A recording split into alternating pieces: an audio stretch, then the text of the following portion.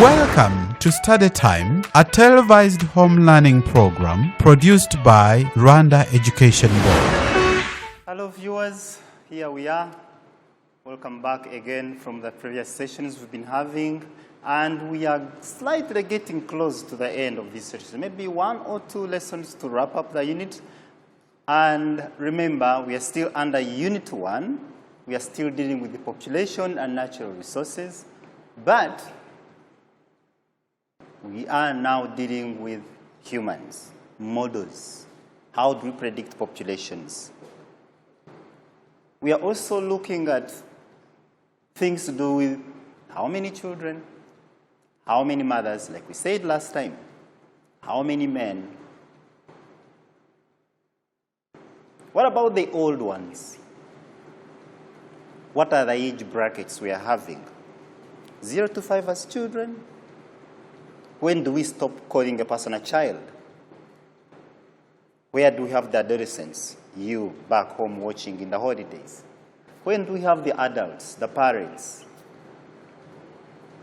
When do they stop working and we are able to depend on them? Or they are able to depend on us? So it's a reverse. Now the question is, are you thinking about retirement before you even start working? So in today's session, we are looking at how we are able to interpret, make an analysis. Look at the figures, interpret them. Look at what the figures tell you. Are they relating to the age of the population? Are they related to the sex? I'm saying male or female. Get me right, don't get me wrong. When these are represented in diagrams, structures, what do these structures tell us? That's one.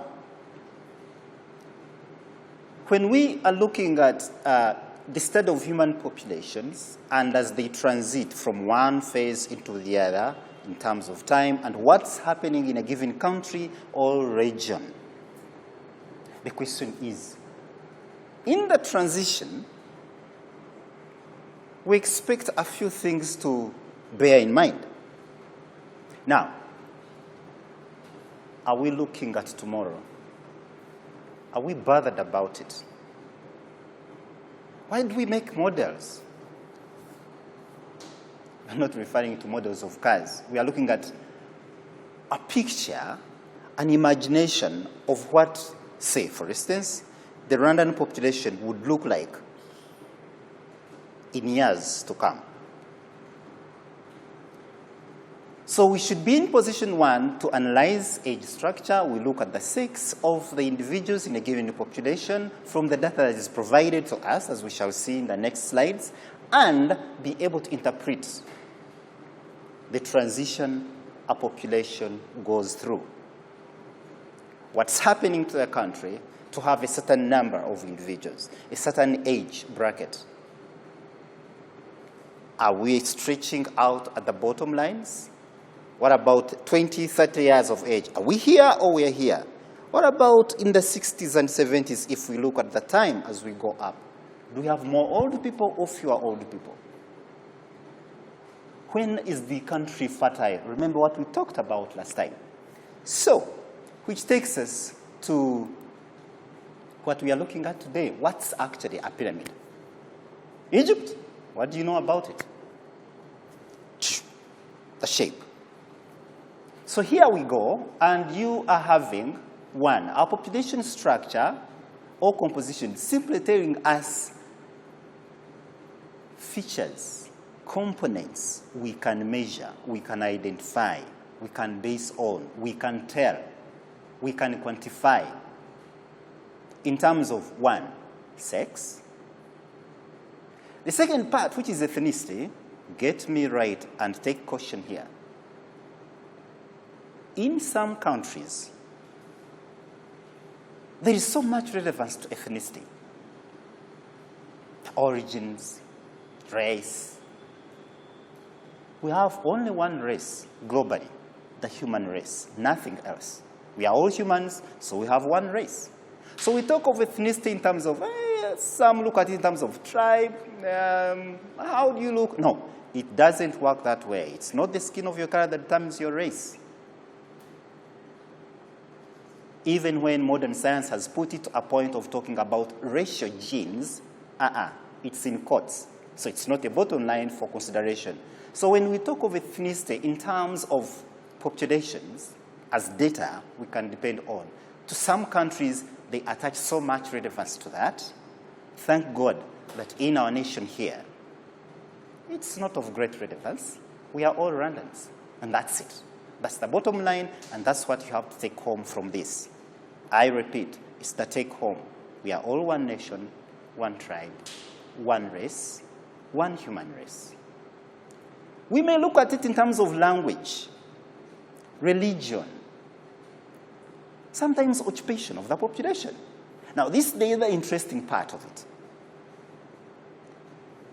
There's no way you're going to plan unless you know the size of a fraction of the population that is employed, that has a job, that is able to make a living. Who brings bread home? How many? How many dependents do we have on this single person looking after the whole family of 10? Which takes us to this question. Do we really need this? Do we think the National Bureau of Statistics can depend on this to help governments start planning? How much land is available for cultivation would depend on the numbers. How many industries are we bringing up? How many people are able to be employed in these industries? So those numbers are important. Like one time, someone said, you don't count, then you can't count. So numbers are very much attached to this. Economy, future planning. So once these people come home and they are looking for numbers, how many children do you have? Boys, girls, all that information is actually so important. Now, looking at these two, they are taking us to a general representation of what a population pyramid looks like. Now, there's one thing I want you to focus on. Remember, this is actually for this nation. So it's us.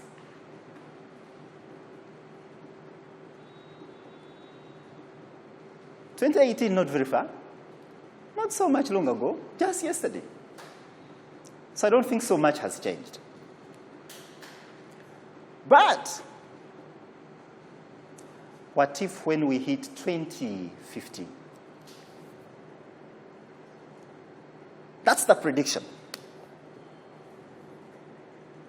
Scared?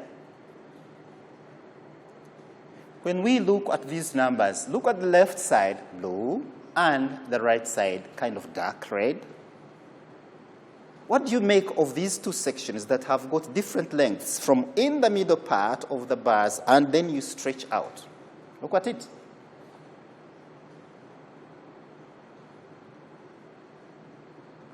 Shall we actually be 23 million?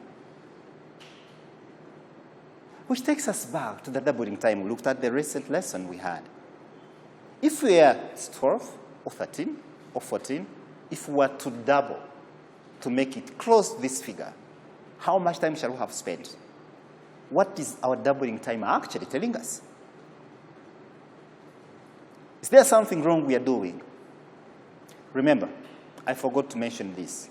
This is not for only senior sixes. It might not make so much relevance to them at the moment. Come 2050, when they are actually the very people at our age there then, is there something wrong we are doing that by the time they reach, they actually can't handle?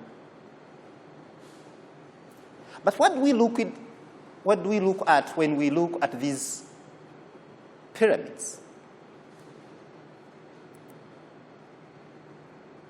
The structure, brackets of age. Pre-reproductive, we are looking at before 14 years of age. I would not think that there is any mother or father that is going to give away a daughter at 14. You may be sexually mature, 12, 13, 14, but you are not in position to have a maturity to be a mother. So don't think about it. It's not yet time. 3, reproductive age. If you're between 15 and 44 years of age, which takes us back to scientific concepts of menopause, the point at which a mother is unable to give birth, averagely. Get that right, averagely. Some hit beyond that. So maybe their level of fertility is a little bit higher. Yeah, lucky them. Then we have post-reproductive age, 45 and above. So we still go back to the charts and look at the figures. And then that these structures represent a good comparison between countries. We are not only looking at populations and we focus only on Rwandan population. We go wrong. A neighboring country might be looking at it in a different picture, in a different way. While we plan well, they plan differently. If we do not have a comparative study, you never come to anything. Make it right, someone makes it wrong, you all share the consequences. So, the world is now a global village. I avoid something here, I'm a solution to something and I don't want to act, I'll still be a problem to one who has actually been doing all this to be able to fix that and that. Now, we are also able to compare growth between countries using these bars, as we shall see. Is it growing so fast? Are we slowly growing? Are we not having any growth? Is the growth negative? And under what circumstances are these terms relevant?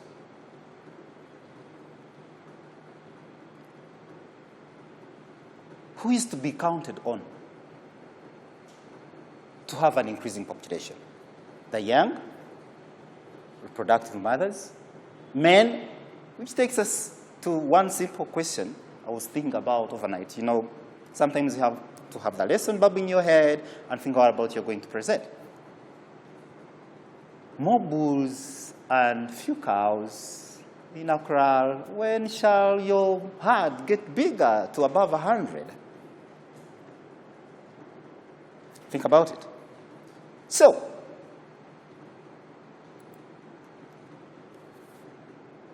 let's look at what we just talked about. Ages. When is population slow? When is population rapidly increasing? What is the engine behind? What forces a population to rise is what we are looking at. So if we look at the bottom sections, remember the numbers we looked at. So if I slightly roll back to the numbers, I want you to focus here in the middle. Those are numbers in terms of age. So you have 0 to 4 or 5 in terms of age bracket. So where do we have the adolescents? Then where do we have the mothers? Then when do we have our grandfathers and grandmothers? Are we having people who are above 80 years of age? 2, when the right section is representing males and the left section is representing females, who becomes pregnant? When we talk of polygamy and numbers still go up, do we need more men and few women to have a bigger population? That's what I want you to think about. The engine behind an increase in population. Not 1, not 2, not 3 factors. It's a combination of very many. So, back to where we were before. Here. So we call the numbers in the head in terms of the age. Remember, the children, bottom lines, followed by adolescents, and then the age bracket increases, and then we continue to old age. Remember, we have males and the females. In each component, we are having these represented. Now, something so interesting you need to look at here is a rapid growth. We've given cases of countries: Guatemala, we have Nigeria, we have Saudi Arabia in the Asian region, the Arab world, and then you also have slow growth. The United States of America, you have Australia, you have Canada. When we look at these two pyramids, there's so much they are giving us. Now look at them.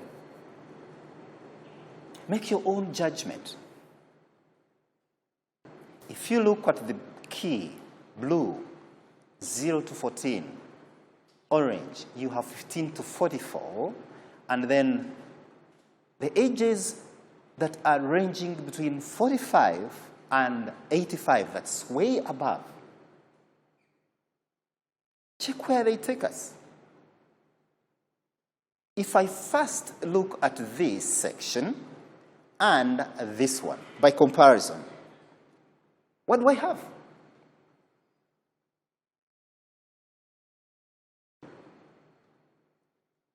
Ten years after, one who is 15 is going to be 25.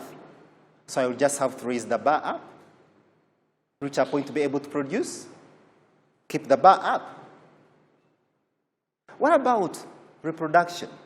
What about pregnancies? What about birth? What's happening within this time and this time for these two pyramids? Rapid growth? Can a baby boom? More children, a lot of birthdays, hospitals clog, and then the maternity wards, delivery. What about here? Shrinking sections. Think about it. The other part we need to think about that as we climb up these pyramids, check, the sections dwindle and shrink. But do they shrink in the same way? What about this section that is a little bit fatter than this section for the males?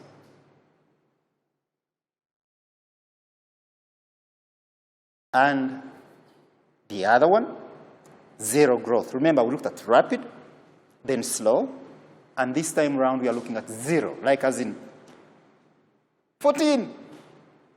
Population number you give in a country, 5 years, 20 years after, 14.1, or just 14. Almost no growth at all. And then negative, oops. The blue sections, an indication of an addition into a population. Remember, birth is an input. Death is an output. Immigrants in migration are also external inputs. But this could be due to several factors that come up and down, wars, epidemics like we are having these days. Some countries have lost great numbers. Now the question has to be, which age bracket? You're always at home on TV like you are now. What's happening in Italy? Why such a huge loss? And which section is being affected if you were to interpret the bar? Here, or up, or down?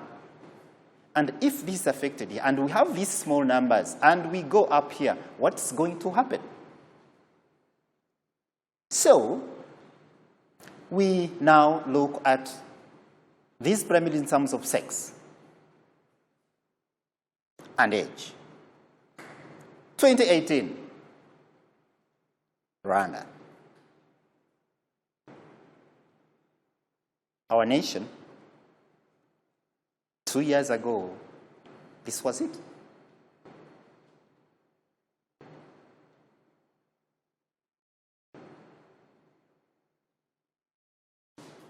Planners, the public health components, legislatures that do work on policies. What does this tell them? Why are these numbers so important, like I just mentioned before?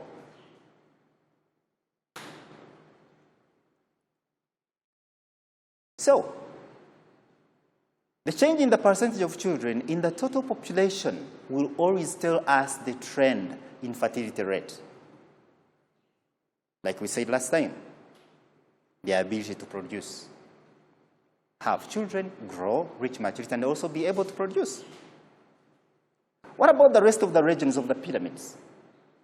What does this tell us compared to here? What does this tell us compared to that? Good enough, the numbers have come up again. Could this be in thousands?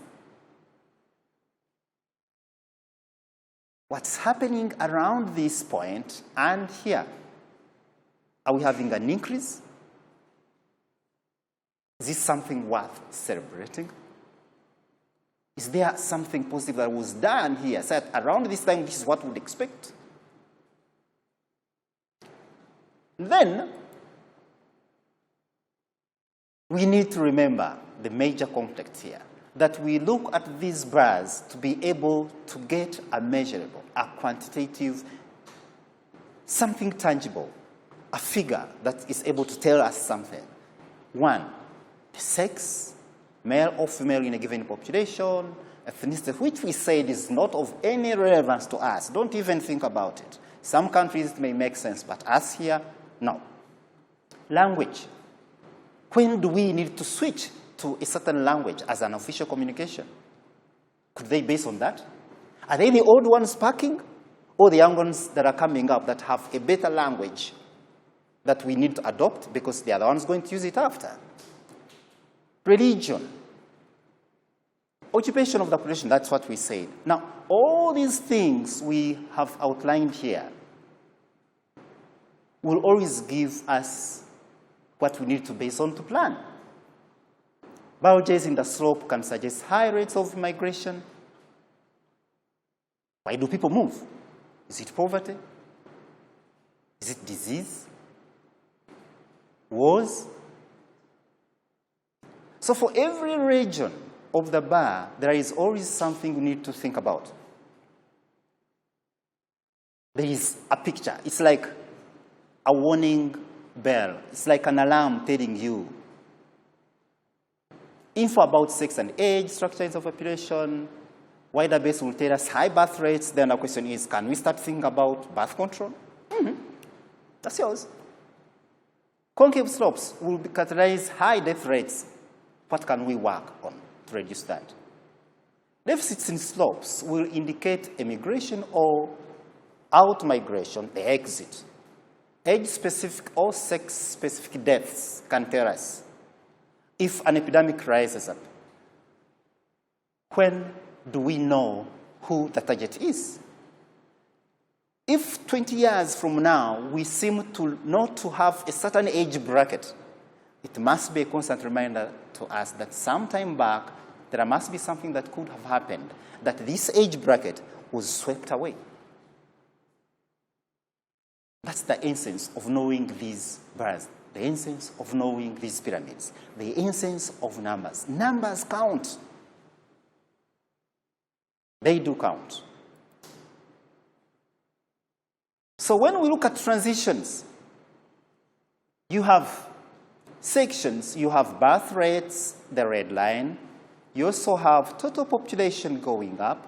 You also have death rates, the lines. Now, each you have regions. The transitions are representing a period, a phase, a country goes through based on the events. What could be happening in phase 1? What could be happening in phase 2? What could be happening in 3, 4, or and sometimes 5, sometimes after? What do they tell us? When do these populations strike a balance?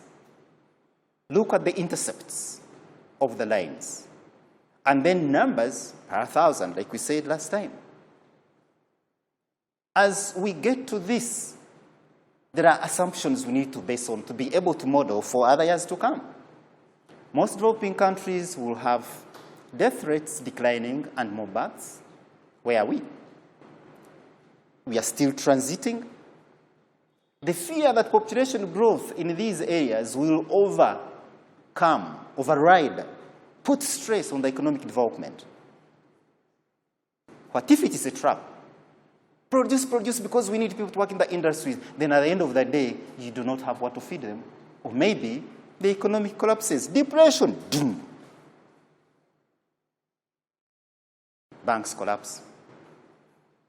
Everyone files for bankruptcy. So the very numbers you thought are going to add human labor, no employment, and you have nothing to feed them. Countries would lack skilled workers, capital and resources would drop, and so it's terrible. So as we said, the ABCD can as well be represented in terms of numbers. Pre-industrial, industrial age, economic growth. There reaches a time when we have to balance out. And when we look at this, where do we place Africa as a continent? If us as Rwandans control population, what about the rest of Africa? Are they not bothered that they again become a danger to us? In the same way COVID is being controlled in different countries. Some are not bothered. Oh, create herd immunity. Let them fall sick and everything will be okay. Others say, no, let's control. At the end of the day, they will come in and you're finished. So let's check where we go. You have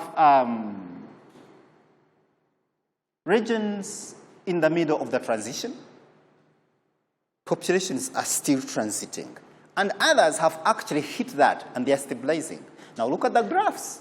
Look at the numbers. Look at the crude death rate here and the crude birth rate and the natural increase. Now look at these ones that have stabilized, where their numbers are cut across, way down in terms of time, and the y-axis.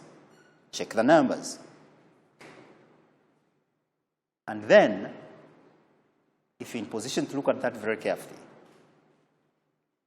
you wrap it back and have these assumptions, and then take this and look at the assumptions, and the graph we're looking at, which would take us again for the assumptions, and then we wrap up where an individual country can contribute to where the continent lies.